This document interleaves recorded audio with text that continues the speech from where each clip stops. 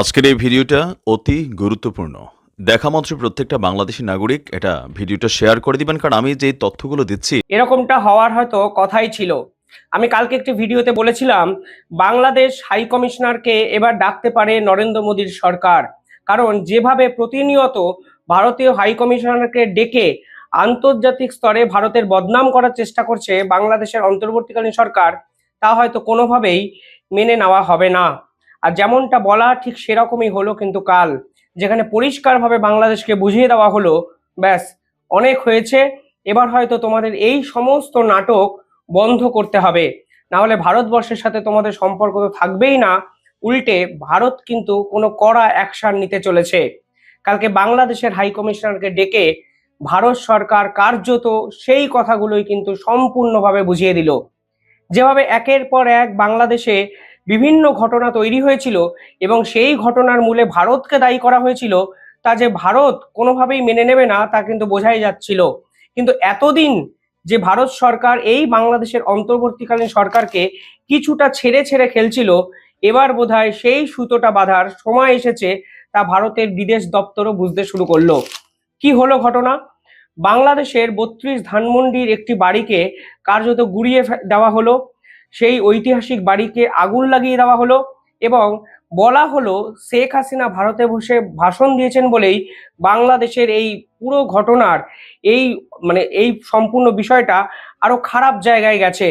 কিন্তু শুধু ৩২ নম্বর ধানমন্ডির বাড়ি তো নয়, বাংলাদেশের ছড়িয়ে ছিটিয়ে থাকা একাধিক স্মৃতিসৌধ, একাধিক ইতিহাস এভাবেই কিন্তু মৌলবাদীরা কার্যত মাটির সঙ্গে মিশিয়ে দিয়েছেন। সেনাপ্রধান কোনো কথা বলেননি, আইনি উপদেষ্টা কোনো কথা বলেননি, নামমাত্র এগিয়ে দেওয়া হয়েছে পররাষ্ট্র উপদেষ্টাকে, যদিও তিনি সবকিছুর মূলে ভারতে থাকা শেখ হাসিনার একটি বক্তব্যকেই কাঠগড়ায় তুলেছেন। অর্থাৎ নিজের দেশের আইন শৃঙ্খলার পরিস্থিতি আন্তর্জাতিক স্তরে কার্যত এক্সপোজড হয়ে যাওয়ার পর আবার সফট টার্গেট হিসাবে ভারতকে বেছে নেওয়া, এ তো বাংলাদেশের পুরনো ট্র্যাডিশন, যা এবারও কিন্তু হুবহু as per scripted Muhammad Yunus সরকার পালন করার চেষ্টা করেছে। ভারতবর্ষ এই অন্তর্বর্তীকালীন সরকারের একাধিক উপদেষ্টাকে কার্যত এড়িয়ে চলেছে।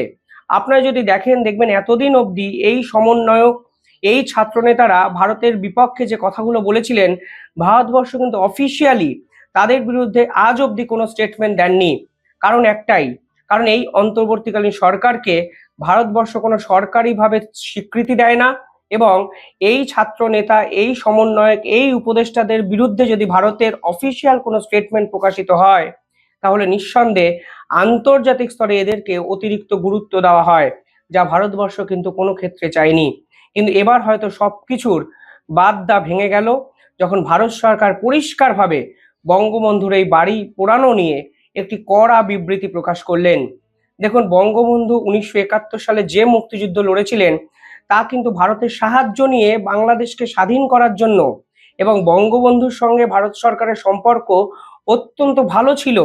বঙ্গবন্ধু যে আন্তর্জাতিক মানের লিডার, নেতা, তা শুধুমাত্র ভারত নয়, আর আন্তর্জাতিক স্তরের একাধিক দেশ কিন্তু তা মেনে নিয়েছে এবং ইউনেস্কো, জাতিসংঘ একাধিক জায়গায় তার অসংখ্য স্পিচ কার্যত সংরক্ষিত করে রাখা হয়েছে এবং এই সমস্ত ঘটনাগুলোকে ঐতিহাসিকরা নবজাগরণের মতো একটি আলাদা তকমা এবং স্বীকৃতি দিয়েছে। ফলে সেই বঙ্গবন্ধুর উপর আঘাত হানা নিঃসন্দেহে আন্তর্জাতিক মহলও যে চুপচাপ মেনে নেবে তা কিন্তু হতে পারে না। বিশ্বের একাধিক নিউজ পেপার যেমন রয়টার্স এ বিষয়ে কড়া নিন্দা জানিয়েছে। আল জাজিরাকে আমি দেখছিলাম, যারা এই বিষয়ে চূড়ান্তভাবে ক্রিটিসাইজ করেছে, সমালোচনা করেছেন। আপনার শেখ হাসিনার বিরুদ্ধে রাগ থাকতে পারে, আপনি যখন রাজনৈতিক কোনো দল হয়ে ক্ষমতায় বসেছেন, বিপক্ষ দলের উপর রাজনৈতিক কারণে রাগ বা হিংসা বা দেশ থাকবে, এটাই কিন্তু স্বাভাবিক একটা ঘটনা। কিন্তু এর জন্য আপনাকে ইতিহাসকে গুড়িয়ে দিতে হবে, ঐতিহাসিক স্মৃতিসৌধকে সম্পূর্ণভাবে বিলীন করে দিতে হবে এবং যার অবদান বাংলাদেশের স্বাধীনতার সমার্থকভাবে মিশে গেছে সেই মানুষটিকে টার্গেট করা হবে, তা কিন্তু মেনে নেওয়া যায় না। ভারতবর্ষ যেভাবে আন্তর্জাতিক স্তরে কালকে মোহাম্মদ ইউনূসকে ন্যাকেট করে দিল, উলঙ্গ করে দিল, এরপরে মোহাম্মদ ইউনূস কোথায় মুখ লুকাবেন তা হয়তো তাকেই খুঁজে ফেলতে হবে। বেশ তো ভালোই ছিলেন, ব্যবসা বাণিজ্য করছিলেন, সুদ ফাঁকি দিয়ে বাংলাদেশের মানুষকে ঠকাচ্ছিলেন, বাংলাদেশের মানে গরিব মানুষকে ঋণের বোঝা চাপিয়ে দিনের পর দিন ব্যবসা বাণিজ্য করে ক্লিন্টন ফাউন্ডেশনকে ডোনেট করছিলেন। অর্থাৎ আমেরিকায় থাকাটা বন্দোবস্তটা পাকা করছিলেন, দেশে যা হচ্ছিল হোক, আপনার যায় আসতো না। কিসের জন্য যে হঠাৎ করে নেতা বানানোর আপনার নেতা হওয়ার ইচ্ছা হলো নিজেকে নিয়ে, তা তো আমি নিজেও বুঝতে পারছি না। আর যখন দেশের নেতা হলেন, তখন বাংলাদেশের ভবিষ্যৎ সম্পর্কে একরকম কোনো চিন্তা ভাবনা থাকবে না, সেটাও যে হতে পারে তা আপনাকে না দেখলে হয়তো মোহাম্মদ ইউনূস বোঝাও যেত না। এতটা দূরদর্শিতার অভাব, এতটা ব্যর্থ প্রশাসক ভবিষ্যতে বাংলাদেশ কেন, বাংলাদেশে যে ছোট কোনো দেশের রাজনীতিতে আসবে বলে আমার অন্তত মনে হয় না। কালকে ভারত কি বললো একটু আমি আপনাদের পড়ে শোনাই, তাহলে বুঝতে পারবেন এই সেন্সিটিভ ইস্যুটাকে ভারতবর্ষ কিন্তু অত্যন্ত গুরুত্ব সহকারে অ্যাড্রেস করলো এবং ভারতের এই রকম পাল্টা দেওয়ার প্রবণতাকে আন্তর্জাতিক স্তর কার্যত উদযাপন করলো। দেখুন, ভারত বাংলাদেশ এই লড়াই যেভাবে আপনারা ভাবেন করা সম্ভব, সেভাবে হয়তো আন্তর্জাতিক স্তরে করা সম্ভব নয়। কারণ ভারত অত্যন্ত প্রভাবশালী একটা দেশ, একটা বড় দেশ হয়ে একটা ছোট দেশের উপর হঠাৎ করে ঝাঁপিয়ে পড়বে, এই বিষয়টা আদতে বাস্তব জ্ঞান মানে এটাকে প্রশ্রয় দেয় না।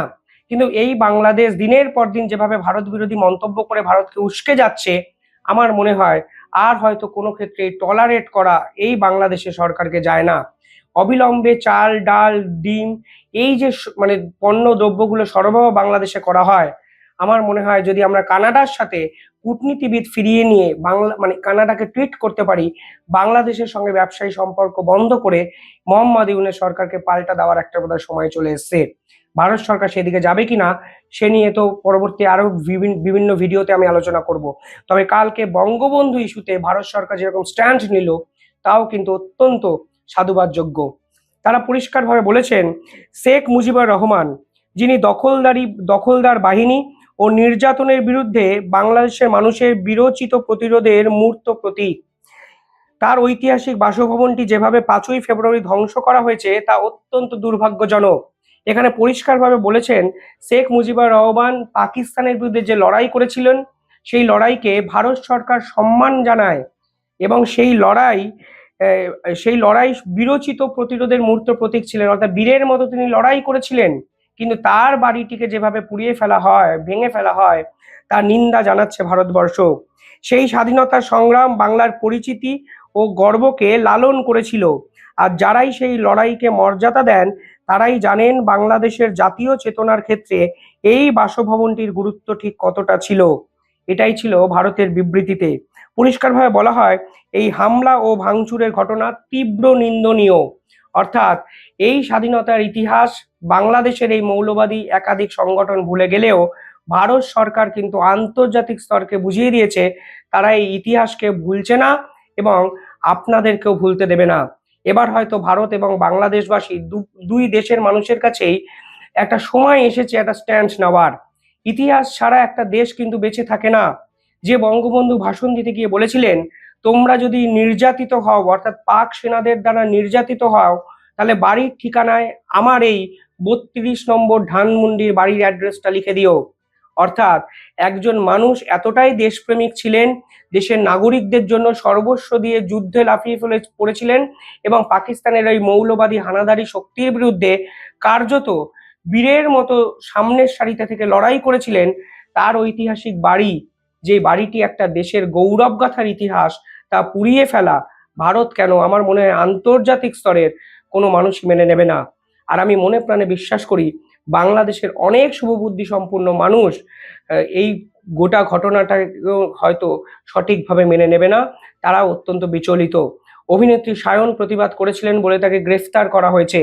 পরবর্তীকালে হয়তো অনেক মানুষ এরকম আছেন যারা মত প্রকাশ করতে পারছেন না, অর্থাৎ তারা ভয় পাচ্ছেন, কারণ কখনো কখনো এই প্রতিবাদের জন্য হয়তো তাদেরকেও জেলে যেতে হবে। কিন্তু আমার মনে হয় মুখ বন্ধ করা হয়তো অনেকটা সহজ, কিন্তু মন কিভাবে বন্ধ করে রাখবেন, আবেগকে কিভাবে বাংলাদেশের মানুষরা নিয়ন্ত্রিত করবেন, তা তো ঠিক করে দিতে পারে না বাংলাদেশের এই অন্তর্বর্তীকালীন সরকার। ফলে নিঃসন্দেহে সময় এবং সুযোগ পেলে এই সরকারের পরিণাম এই পোড়া বাড়িটার মতো হয়তো কোনো না কোনো দিন হবে। তা হয়তো বলার জন্য কোনো জিওপলিটিক্যাল বিশেষজ্ঞ হতে হয় না। পরবর্তীকালে বাংলাদেশ সরকারের হাই কমিশনার যিনি ভারতবর্ষে আছেন, তাকে ভারত সরকার তলব করে। দেখুন, ভারতের হাই কমিশনারকে তলব করা বাংলাদেশ এই যে বাংলাদেশি সরকার তা একটা রোজকার রুটিনের মতো ফেলে দিয়েছিল। কিছু হলেই ভারতের হাই কমিশনারকে তলব করো, নিজেদের স্ট্যান্ড পয়েন্ট জানাও এবং আন্তর্জাতিক মিডিয়ায় এই খবরটাকে প্রচার করে দাও। আর বাংলাদেশের এই খবর প্রচার করা মানে আলটিমেটলি মানুষকে বিভ্রান্ত করে, মানুষের আবেগকে কাজে লাগিয়ে মোহাম্মদ ইউনেসের এই গদি বাঁচানোর খেলাটাকে আরো একটা কনফিডেন্সের আওতায় নিয়ে আসা। ফলে সব মিলিয়ে কালকে ভারতবর্ষ কিন্তু বাংলাদেশকে এই পাল্টা দেওয়ার চালটা কিন্তু করে ফেললো। ভারতে থাকাকালীন বাংলাদেশের হাই কমিশনারকে কালকে তলব করলো মোদী সরকার এবং পরিষ্কারভাবে পার্টিকুলারলি দুটো ইস্যুতে বুঝিয়ে দেওয়া হলো ভারতবর্ষ হয়তো কোনো ক্ষেত্রেই আর মেনে নেওয়া হবে, মানে এইরকম কথাবার্তা মেনে নেবে না ভারত সরকার। বলা হলো শেখ হাসিনা যে বক্তব্যগুলো দিচ্ছেন তার কন্ট্রোল ভারত করতে পারে না, অর্থাৎ শেখ হাসিনা ব্যক্তিগত একটা এন্টিটি, তিনি কি বলছেন এর দায় ভারতের নয়। অর্থাৎ ক্রমাগত বাংলাদেশ সরকারের পক্ষে যে কথাগুলো বলা হয়েছিল, অর্থাৎ শেখ হাসিনার কথার দায় ভারতকে নিতে হবে, তাদের নাহিদ ইসলাম বলেছিলেন, পররাষ্ট্র উপদেষ্টা বলেছিলেন এবং পরিষ্কারভাবে কালকে বাংলাদেশের হাই কমিশনকে বুঝিয়ে দেওয়া হলো শেখ হাসিনাকে নিয়ন্ত্রণ ভারত করবেই না, উল্টে তার কোনো কথার দায় ভারত সরকারের নেই। একটা মানুষ ভারতে অতিথি আপ্যায়নে আছেন, তিনি কখন কাকে নিয়ে কি কথা বলবেন তার দায় কোনোভাবেই সরকারের উপর বর্তায় না। দয়া করে এই ধরনের কথাবার্তা বলবেন না। পরবর্তীকালে ভারত সরকার বলল যেভাবে বাংলাদেশের পক্ষ থেকে দিনের পর দিন উস্কানিমূলক কথাবার্তা বলা হচ্ছে তা কোনো ক্ষেত্রেই ভারত এবং বাংলাদেশের সম্পর্ক ভালো করবে না। অর্থাৎ এতদিন অবধি ভারতবর্ষ ধীরে চলো নীতি কিন্তু নিয়েছিল, কিন্তু আজকের দিনে দাঁড়িয়ে ভারতবর্ষ এই পাল্টা দেওয়ার খেলাটা কিন্তু করতে শুরু করে দিল। অর্থাৎ এই সরকারকে অনেক সহ্য করা হয়েছে, আর হয়তো সহ্য করার জায়গায় নেই। তোমরা দিনের পর দিন ভারতের পতাকাকে অবমাননা করবে, সংখ্যালঘুর উপর অত্যাচার করবে, সমস্ত ঘটনার নেপথ্যে ভারতকে দায়ী করবে, অভিযুক্ত করবে, আর ভারত সরকার এই পুরো বিষয়টিকে খুব সহাস্যে মেনে নেবে, তা কিন্তু কোনোভাবেই হতে পারে না।